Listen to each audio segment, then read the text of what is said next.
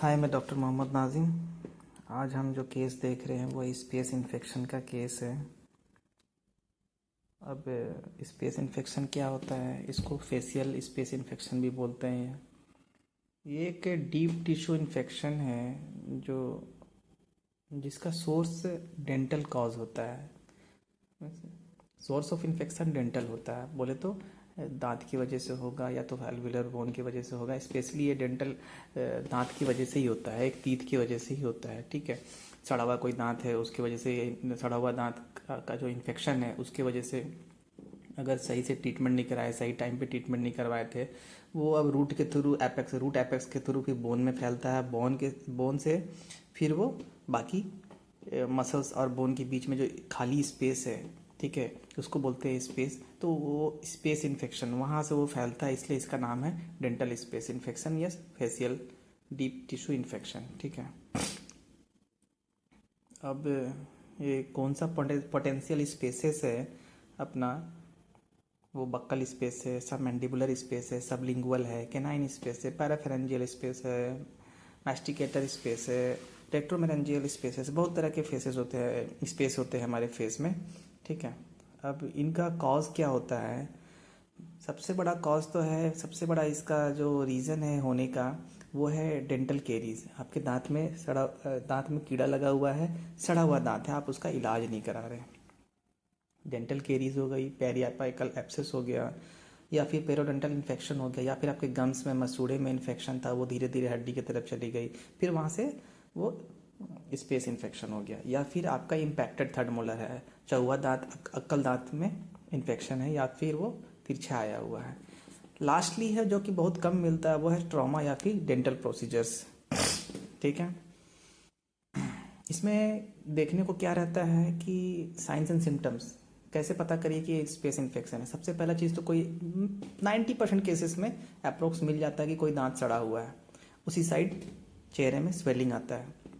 और ये जो स्पेस इन्फेक्शन है वो बहुत जल्दी फैलता है, 72 आवर्स या तो फिर समझ लो 3 दिन, नहीं तो 4 दिन में बहुत जल्दी इन्फेक्शन फैलता है, क्योंकि वो खाली स्पेस है, वहाँ इन्फेक्शन फैलना बहुत, उसमें कोई हिंड्रेंस नहीं, कोई इसमें रिस्ट्रिक्शन नहीं, कोई उसमें राहुल का काम नहीं कर रहा, बोले तो कोई हिंड्रेंस नहीं आ रही है, तो इन्फेक्शन बहुत जल्दी ट्रेवल कर जाती है कहीं भी, इसलिए बहुत एक्यूट इन्फेक्शन होता है ये।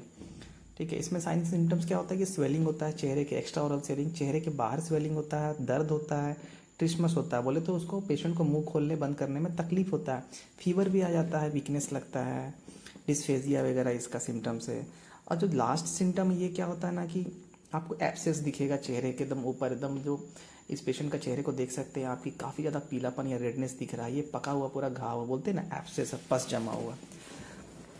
आखिरी स्टेज ये होता है कि पेशेंट का जो इन्फेक्शन है ना सबमैंडिबुलर या सबलिंगुअल, वो एयरवे को ना कंस्ट्रिक्ट करता है, उसको पुश करता है एक वॉल से। अगर यूनिलैटरल है तो एक तरफ पुश करता है, बाईलैटरल है दोनों तरफ से अगर इन्फेक्शन है तो चेहरे को दोनों तरफ से पुश करता है। जो एयरवे है, जो आपका विंड पाइप है जहाँ से आप सांस ले रहे हो, उसको उसका डायमीटर को कम कर देता है, जिसकी वजह से पेशेंट को सांस लेने में तकलीफ होती है। ठीक है, तो उसको लास्ट जो स्टेज है उसमें एयरवे ऑब्स्ट्रक्शन होता है, पेशेंट को सांस लेने में तकलीफ होती है।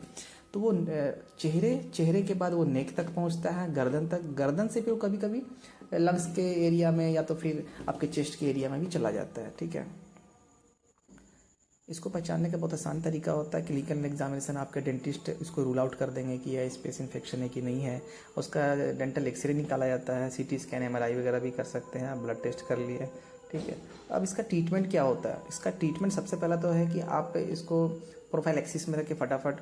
अगर पेशेंट को सांस लेने में तकलीफ नहीं हो रही है तो एंटीबायोटिक हम लोग आईवी ब्लड के थ्रू चलाते हैं, मल्टीपल एंटीबायोटिक्स है। ठीक है, क्योंकि ये स्पेस इन्फेक्शन में gram positive gram negative bacteria की वजह से भी हो सकता है, मल्टीपल ऑर्गेनिज्म कॉजिंग है। ठीक है, ऐसा नहीं कि सिर्फ एक बैक्टीरिया मिल रहा है। तो आपको ब्रॉड स्पेक्ट्रम एंटीबायोटिक चलानी है विथ मेट्रोनिडाजोल आईवी। ठीक है, अगर पेशेंट को सांस लेने में तकलीफ है, जैसे कि ये पेशेंट को आप देख रहे हैं कि इनको सांस लेने में तकलीफ था, तो हमने इनके लिए, ये हमारे पास शाम को आए थे और हमने दूसरा दिन इनका एब्सेस जो पस से ड्रेनेज किया, वो भी माइनर ओटी में इमीडिएट, क्योंकि पेशेंट को सांस लेने में तकलीफ हो रही थी।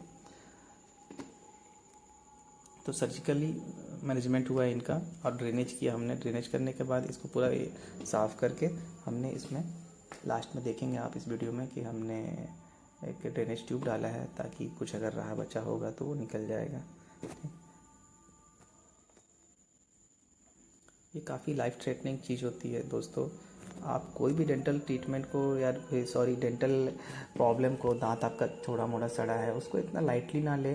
अगर दांत सड़ा है तो उसको फटाफट डेंटिस्ट के पास जाके आप इलाज करवाएं और आखिरी वक्त का इंतज़ार ना करें कि नहीं इस पेशेंट में जो हम पस निकाल रहे हैं इसको हम लोग कल्चरल टेस्ट के लिए भी भेजेंगे। देखिए अक्सर ये जो इमरजेंसी प्रोसीजर होता है हम लोग इंटूबेट करके जीए में करते हैं, लेकिन अगर बहुत ज़्यादा इमरजेंसी है तो हमें एलएमई काम करना पड़ता है। पेशेंट को थोड़ी तकलीफ तो होती है लेकिन इनकी ज़िंदगी बच जाती है। इस पेशेंट में हमने इनका इंसिजन दिया, ठीक है, सबमैंडिबुलर इंसिजन देकर इनका पस को ड्रेन किया।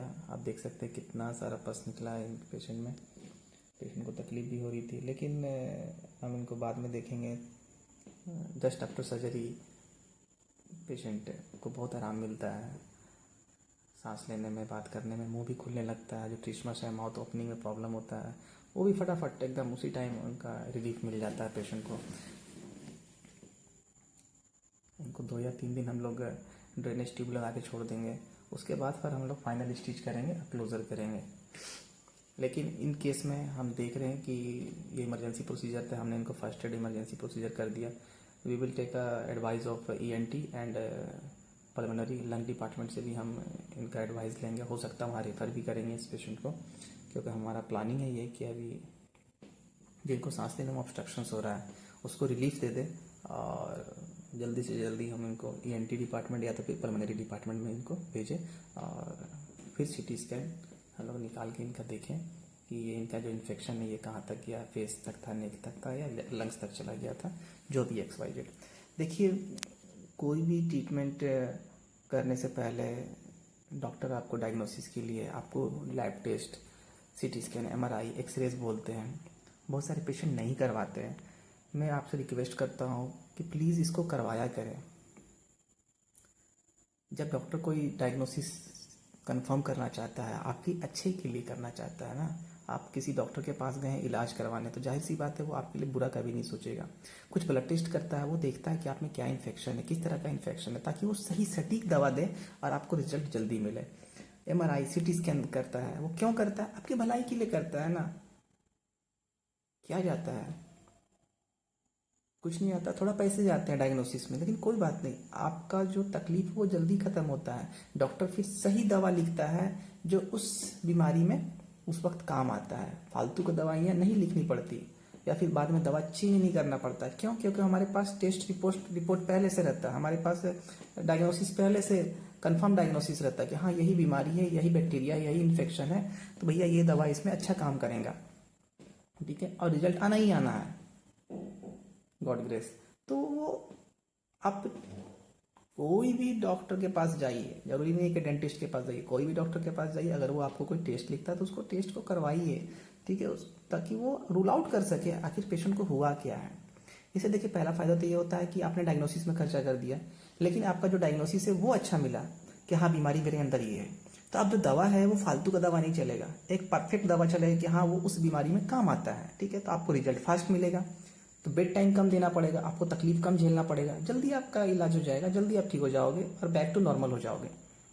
तो दोस्तों हमेशा ख्याल रखें कि जब भी कोई डॉक्टर आपको लिख रहा है एमआरआई, सीटी, ब्लड टेस्ट, जो भी XYZ, आप उसको करवाएं, रुक के करवाएं, लेकिन करवाएं। कभी कभी इमरजेंसी प्रोसीजर्स में हम लोग नहीं कर पाते हैं क्योंकि हमारे लिए पेशेंट का जान बचाना बहुत ज़रूरी होता है।